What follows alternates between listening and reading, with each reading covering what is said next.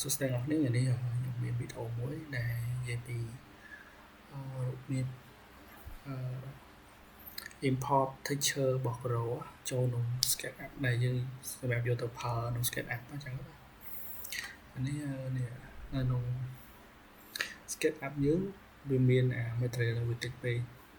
អញ្ចឹងថាយើងចង់បានប្រភេទ Corel ផ្សេងៗអញ្ចឹង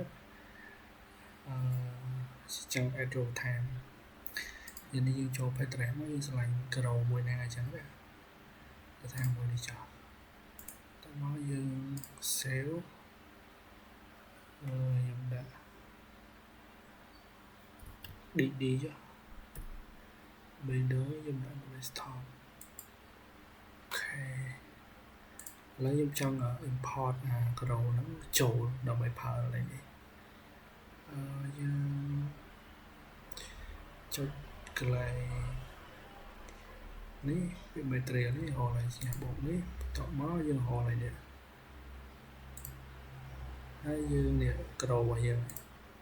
select មកហើយតោះមកយើងអូខេនេះ Corel វាចូលយើងចង់យកnóមកប្រើយើងគ្រាន់ select នៅហ្នឹង apply មកនេះប៉ុន្តែដល់ Corel ហ្នឹង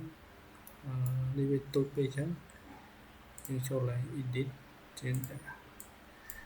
ដូរຂະຫນາດយើងដាក់50ចឹង Corel ហ្នឹងវាធំវិញ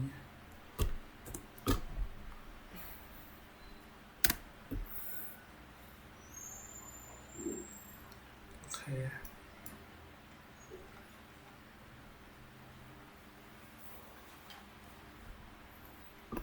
ខ្ញុំចង់ចាក់ជាង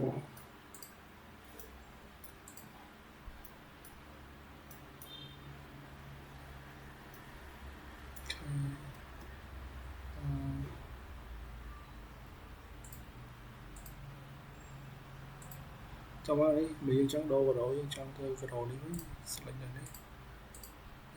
មកតម្រង់នេះវិញ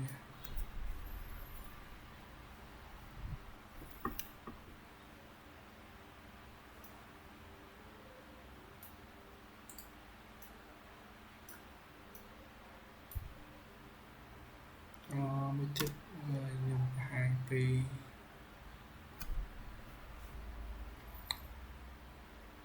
ចាំវីដេអូខូចទៅមួយ Yahoo គឺវីដេអូហ្នឹងវាតែប៉ុណ្្នឹងទេ